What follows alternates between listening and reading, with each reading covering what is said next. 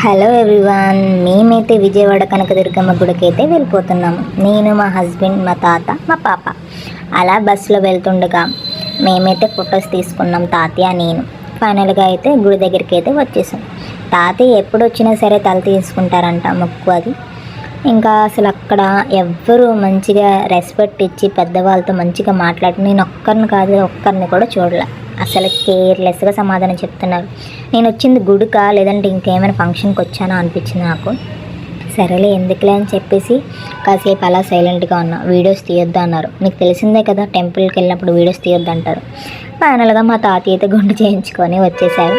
ఇంకా స్నానం చేద్దామని చెప్పి నదిలోకి అయితే వచ్చేసారు. మా తాతయ్య, నేను, మా హస్బెండ్ అలా నడుచుకుంటూ బయటకు వచ్చి అక్కడ స్టెప్స్ మీద కూర్చున్నాం. తాతయ్య అయితే ఇంకెళ్ళిపోయాడు. ఎలా చేస్తున్నాడో మీరే చూసేయండి. నాకైతే భయం వేసింది. తాతయ్య ఏంటి తాతయ్య నువ్వు అని అంటే, చూడు నేను ఎలా చేస్తాను అని చెప్పేసి అంటున్నాడు. సరేలే అని చెప్పి డ్రెస్ అంతా తీసేసి ఇంకెళ్ళాడు. ఎలా వెళ్తున్నాడో చూడండి ఒకసారి.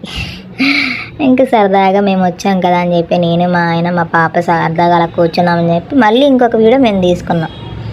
తాతయ్య చూడండి ఎలా చేస్తున్నాడు, అసలు స్విమ్ చేసినట్టు. అక్కడ వరకు ఎందుకు అలా కట్టేశారు, మేము ఆ చివరి వరకు వెళ్ళేవాళ్ళం అని చెప్పి చెప్తున్నాడు మాకు. నాకైతే చాలా భయం వేసింది. అమ్మో తాతయ్య ఏంటి అసలు ఈ వయసులో కూడా అని చెప్పి అనిపించింది. కానీ చాలా బాగా దర్శనం జరిగింది. మంచిగా స్నానం అయిపోయింది, కటింగ్స్ అయిపోయినాయి. చాలా అంటే చాలా బాగా ఎంజాయ్ చేసాం మేము ఈ ట్రిప్ని. మళ్ళీ ఎప్పుడు వెళ్తామో అనుకున్నాం. ఫస్ట్ మా అన్నయ్య, మా పెద్దమ్మ వాళ్ళు, వదిన మేమందరం కలిసి వెళ్ళాం. సెకండ్ టైం నేను, మా హస్బెండ్, మా పాప, తాతయ్య. కానీ అలా ఫ్యామిలీతో వెళ్తే ఆ సరదా, ఆ హ్యాపీనెస్ వేరు కదా. చూడండి తాతయ్య చూడండి ఎలా చేస్తున్నాడు వాటర్లో స్నానం. అయితే నాకు చాలా భయం వేసింది, మునిగిపోతాడేమో అని. అలా వీడియో తీస్తానే ఉంటున్నాను నేను. అసలు మునిగి లెగుస్తున్నాడు అసలు.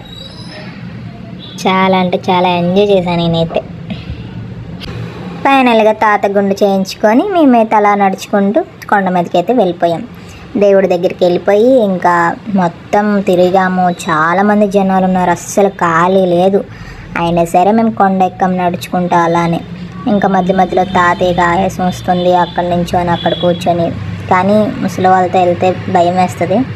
కానీ తాతయ్య మాత్రం ఏం కాకుండా మంచిగా నడుచుకుంటూ అక్కడ కూర్చుందామంటే అక్కడ కూర్చుని పోయేవాళ్ళం తాతతో.